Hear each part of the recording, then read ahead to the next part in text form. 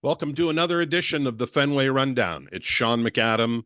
Today, without my usual co host, Chris Cotillo, who's recovering from a little surgery. He'll be back soon, but we are thrilled beyond belief to have with us today the great Pedro Martinez, who will join us from Fort Myers to talk about his expectations and the pitching program underway with the Red Sox. Always a pleasure to talk to Pedro, and this is no different.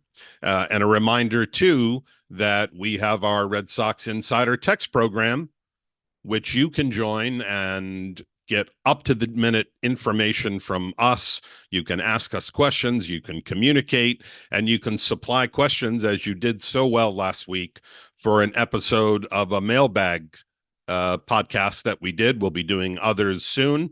So if you want to join Insider Text, all you have to do is text the word join to 617-751-6257, then click the link to subscribe. It's free for 14 days and then a $4.99 charge per month. And without further ado, the great Pedro Martinez. As promised, an opportunity here on Fenway Rundown to speak with the great Pedro Martinez, who joins us live from Fort Myers, Florida. Pedro, great to see you, and thanks for spending a little time with us today. Oh, it's a pleasure, like always. Always great to talk to you and to let our fans see us and hear us. That's right. Um, let's talk, Pedro. I know you've been in camp for about a week or so, taking a look at a lot of the young pitchers. What have been your impressions so far from what you've seen? My impression is that this team is actually coming back when it comes to talent from within. I think this team is doing a great job at probably rebuilding our minor league system. I've seen a lot of talent. I've seen a lot of great arms. I've seen a lot of guys with a lot of nice bodies and in great shape. It seems to me like the team is taking the right steps towards training the guys better, letting them know exactly what they need to do to be healthy and to be strong. And I'm extremely excited to work with some of these young guys that they have here and some of the ones that are actually in the team. What's different, Pedro, about the pitching program now that has been implemented by Craig Breslow, by Andrew Bailey, by Justin Willard? Obviously, it's a new front office, it's a new pitching philosophy. What do you see different about what they're trying to do with pitching compared to maybe a year or two ago? I think is the inclusion of everybody. It's not just one way all the way. I think that they're trying to work really hard at making the kids understand and feel confident enough to trust whatever way they offer to them. It doesn't have to really be from the analytics department. It doesn't really have to be from the old goats like me. We have all sorts of people here and all sorts of knowledge to offer to these kids, and it's just a matter of them wanting to buy into the mentality that we're trying to bring and the offers that we have to make to them. I think the kids are willing to listen, to learn, and I think we're doing a great job at mixing everything in. One way or the other, it has to click with someone that's working out there, and that's what they're trying to get. They're trying to get the kids to believe, and they're also including, I think, the right people. I saw John Lester around here, and God, was I satisfied to see that. When I see Tech, when I see even Breslow, people probably are taking for granted that Breslow is a champion, that Breslow pitched in the big leagues, and he was successful too. Uh, I think also Theo in the front office gives you a confidence boost that he understands how to work with the old school people in the front office, the young, intelligent Harvard graduate kids that work with us in all sorts of areas. Uh, I mean, everybody seemed to be on the right pace and on the right track. I hope everybody just thinks like me and probably understand that the culture of winning needs to be back in Boston. And even if it takes us a little while to get it the right way and keep it, maintain it, because that's what we did for the last 20 years. And hopefully we'll be able to get right back to where it was. What's your communication been like with Craig Breslow? What has he offered to you? What do you walk away from having spoken to him, thinking about what he's trying to get done here? I think it's been excellent. My communications with Breslow, we have been able to communicate. He understands more than anything that we are people that can help him. We are people that want to help, and we're not really interested in anything else but the good of the team. And he knows, as a former player, as a player, seeing us around was important.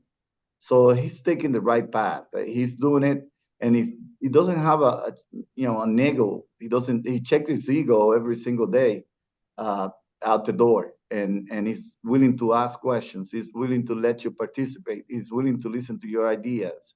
So I'm extremely happy about having the opportunity to work with him, and also see Theo around, see Lester, some of the culture that we implanted from '04 to '07, from '07 to 13, and from 13 to 18. Uh, I think it's really important that we all get together. Uh, we all put together what we had, which was the same main goal: have a good organization, an organization that could be a role model to any other organization, and at the same time have fun and be good. More than anything, carry that swag that we are good and we are Boston and we love Boston and we love representing Boston. How did that culture get away, Pedro? It just it seems like things have changed in recent years, um, and that winning culture or the proper culture hasn't been in place. What happened? Well, I can't tell you exactly what happened. I can tell you what I think. I think that there was a lot of miscommunications because I don't want to say anybody wasn't willing to work with anybody. Everybody wanted to work together. Everybody wanted to do it. Everybody wanted to get it done. The thing is, sometimes you try towards a path where you want to build your name. You want to also uh, do it right, but do it your own way. And you don't communicate well, not because you don't want to, but maybe because you don't feel confident enough to approach, to do, to ask questions. And you rely a lot on individuality. And you have to understand that a team is a team. It has to go from all the way up on the top to the very bottom, to the people that work in the clubhouse, in the field, in the grounds crew. You have to really work together in order for you to put it all together and understand how much and how important it is to work as a team. And I did not feel like we were working all of us together. It seemed to me like there were a lot of divisions. One group was on one side doing this, and the other group was on the other side and doing this. And the lack of communication, what I think was the biggest factor. You're working with a lot of pitchers down there, overseeing both younger guys and more established guys. But I think the one guy that you find most interesting and who has been linked to you the most is Brayan Bello, who you have praised in the past for his stuff, for his ability. What does he need to do now to take that next step forward, Pedro? Just stay healthy. If you watch Brayan Bello from this year to last year, you can really tell the maturity he's got from uh, last year to this year, the maturity physically, and during that one season in the rotation, and actually flirting with being the number one. I know we didn't have established guy pitch all year, but he really did it well for a young kid, and I'm extremely proud to see how much work he put in. Not really totally understanding what he was doing. I think this year he understands what it's going to take physically and mentally to be there all year. So physically, he looks better. He has put on like 6 pounds of weight, muscle weight. Uh, he looks determined to do what he wants to do. He understands exactly what he wants to do in the bullpen. He understands how he needs to work to stay the entire season in the big leagues. And that's what I'm praying for. I'm praying that he stays healthy, that nothing fails on him, and that he continues to put into play the things that he learned from last season. And I more than anything, I would like him to learn from the mistakes he made, because the good games are easy to remember, are easy, to get by. But the difficult ones are the ones that really teach you what you shouldn't do, so that you don't have the same feeling at the end of the game or at the end of the season. Wow, what could have I done better? You know, and that those are the things that I want him to learn from, and I also want him to endure this season as well, because this is critical. This season is the season that takes him to where he wants to be, in order for him to approach arbitration, to erase from everybody's mind the doubts of maybe health or whatever, or pitchability and all that. This is a really, really big season for him, and I'm looking forward to seeing it. I know that speaking to you last year in spring training, you think the sky is the limit for this guy. You have gone so far as to say that you are envious of his stuff at that point in his career, comparing it to your own and your own career path. How good can Brayan Bello be? Well, Brayan Bello is going to be as good as his health allows him to be. I think Brayan Bello has the perfect attitude. He's got the charisma. He's got uh, you know the guts to pitch. He's got the stuff, and he's only 22 years old. At 22, Sean McAdam, I was wondering what was I going to be in the big leagues, because I had pitched, yes, one season as a reliever, came over from the minor leagues with high hopes to be a starter, and I got up to the big leagues. I did it well as a reliever, yes, but that's not what I intended to be.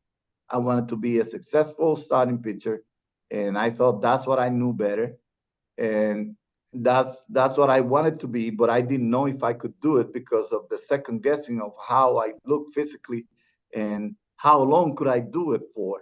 With Brayan Bello, those things are erased, because maybe because of my own influence, because of what I did.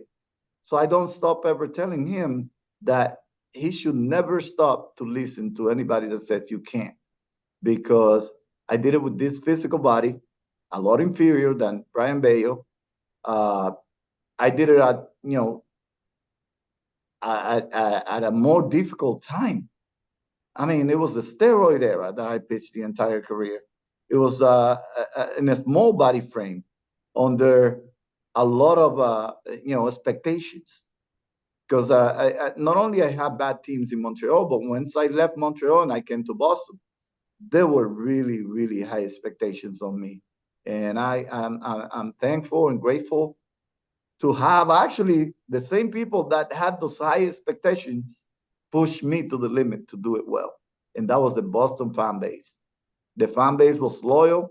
They loved me. They loved watching me. They trusted me. And I did the same thing with them. I used them as fuel to go out there and prove them what I could do. And they got me to be better every single time I took the mound. Bello is not the only young pitcher trying to establish himself in this rotation. Alex Cora has talked about guys like Hauk, like Crawford, like Whitlock, and sort of challenging them, saying they're not kids anymore. They've been around longer than Bello. They have more experience. What do you see for that group of guys trying to go to the next level and be more consistent with every turn? Well, as you know, some things change, and the way pitching has been uh, changing over the years, over the last, I would say, 7 years, I think affected some of the things that the kid were supposed to do.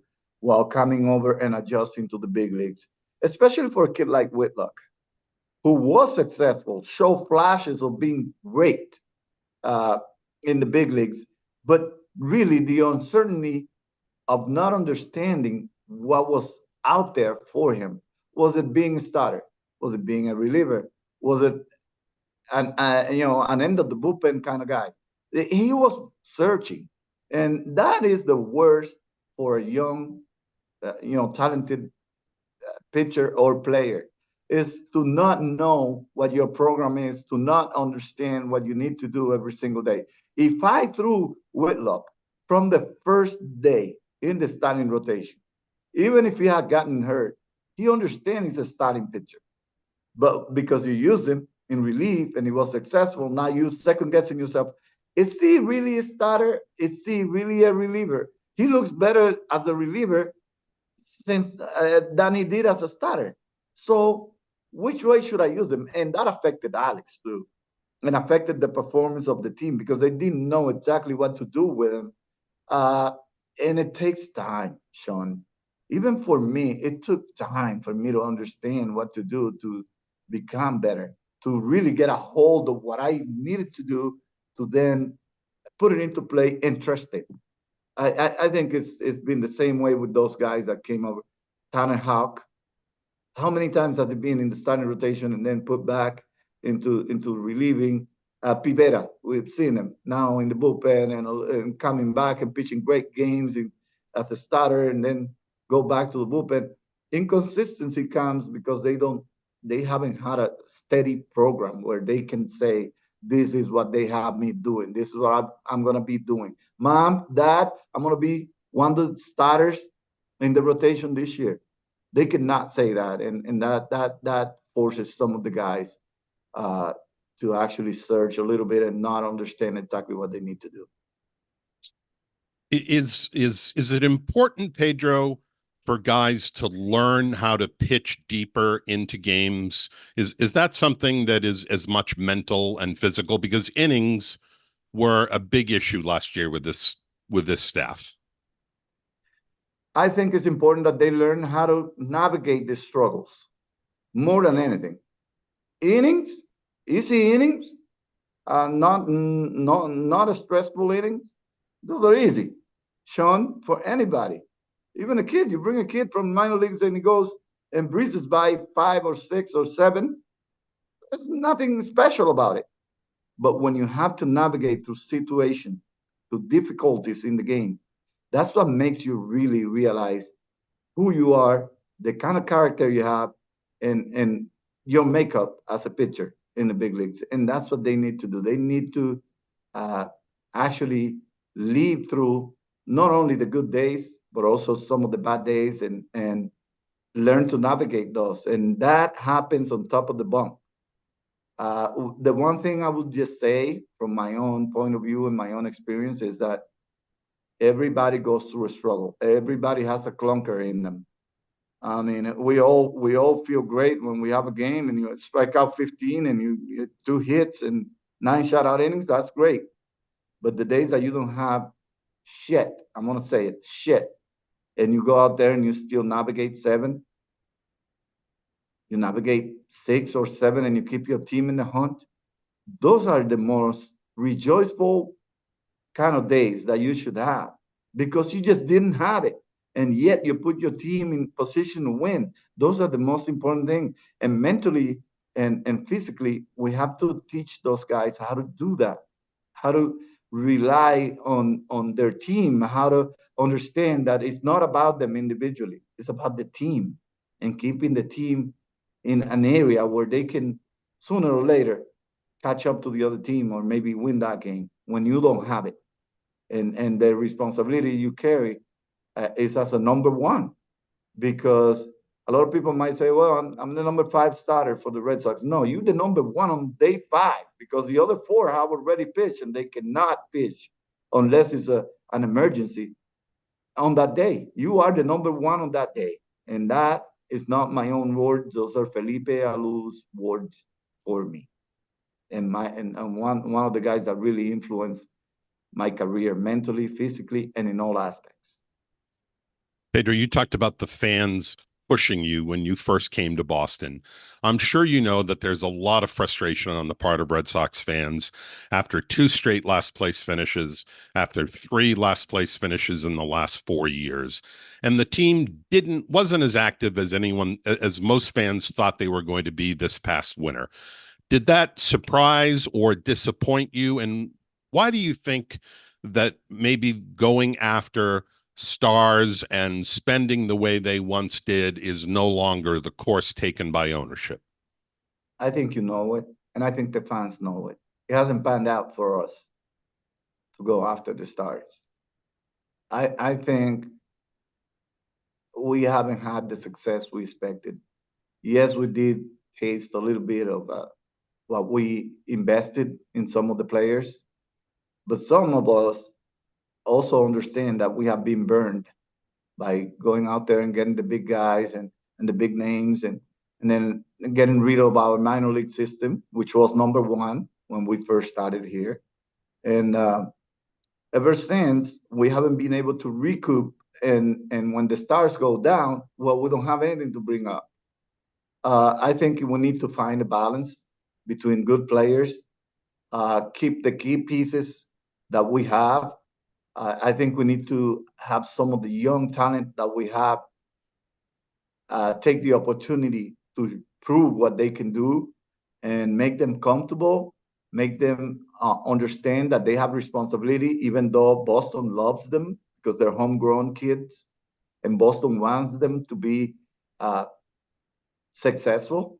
They have to also understand that they have to perform for Boston because Boston is really aware when you're hustling and when you're not, especially when you come from the farm system here, which they eyeball every single day.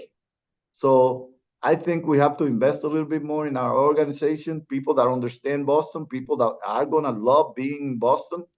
And instead of going and spending a lot of huge amount of money in different, free agents and stuff like that, that are not going to love Boston, that would never adjust to Boston and would never probably be able to do it in Boston, mostly because of the media and the scrutiny that goes around and the demand that Boston has, because Boston is the most loyal fan base. So, but they are demanding, and they want the ownership to do those things. But we have to find a balance to put both together. Good players from the outside and homegrown players together to love Boston. Players that you can identify that will probably fit into the clubhouse, fit into Boston, fit into the city, and understand exactly what Boston is going to be all about. And those are the kind of players that you kind of pinpoint. Sometimes not the greatest player, but the player that's going to play a key role in playing for Boston and understanding what Boston is going to be asking from those players, instead of going out there and spending the huge amount of money for the huge, beautiful name that you have out there, and not being comfortable in Boston and not feeling well in Boston and not understanding that Boston is the way it is. For me, the greatest city that I ever played has been Boston. But I don't know if for everybody else. I know for David it was. I know for some of the guys, for Tech it was. Some of the guys that won with me actually embraced Boston just like Boston embraced them. So I'm watching some of those guys from '07, 13, and 18, and those guys love being in Boston, every one of them. Uh, some of them had their little back and forth, but once they saw the entire team or the majority of the team go at it with the same mentality towards Boston, well, they had no choice but to go become our F city. What's the best case scenario for this season, Pedro? What are your expectations? I think we're going to surprise a lot of people. Ambush. I would say ambush instead of surprise. I think we're going to ambush if we stay healthy, because a lot of people probably will go. I think we're going to fly under the radar. And we have a lot of the things that I love to see in the team. I see a lot of good arms, guys that like Whitlock, like Houck, like Bello. that have had some taste of the big leagues now, and they have some experience, and they also have some knowledge of the league, and they also have players that are capable of stealing bases, running the bases, play defense. They have enough experience, right along with young, talented arms and good arms in the bullpen and in the starting rotation. It's just a matter of staying healthy. We cannot afford to lose anybody for too long this season because the team does not have the tools to compete while being injured. We need to stay healthy and we need to ambush a lot of those teams that are going to take us for granted. That's what I see, Sean McAdam. I mean, I don't know. I might be wrong, but I think we're going to surprise some teams, just like Baltimore did last year. Everybody thought Baltimore, oh, too young. They're 2 years behind. No, Baltimore showed up and they stuck together and they did it. I bet you nobody's taking Baltimore for granted anymore. Pedro, it's always fabulous talking baseball with you. Can't thank you enough for your time today. I hope to see you when you come back from the Dominican, but if not then pretty soon down the road. Always great catching up. Pedro, thanks for the time. Thank you, Sean, and always a pleasure. As I noted, always a thrill and a pleasure and so informative to talk pitching with Pedro Martinez. We could go for hours. We were lucky to get him for as long as we can. We appreciate Pedro's time and the help of the Red Sox media relations staff to make that happen. And a reminder that you can join our Red Sox Insider text program and stay up to date on all Red Sox news. You get breaking news alerts. You get the ability to text me or Chris Cotillo or Chris Smith, get our feedback, and of course, contribute questions when we do mailbag episodes of the Fenway Rundown. And to do that, all you have to do is text the word join to 617-751-6257. It's $4.99 a month, and that comes with a free 14-day trial period. We think you'll enjoy it. We'll be back soon with another episode.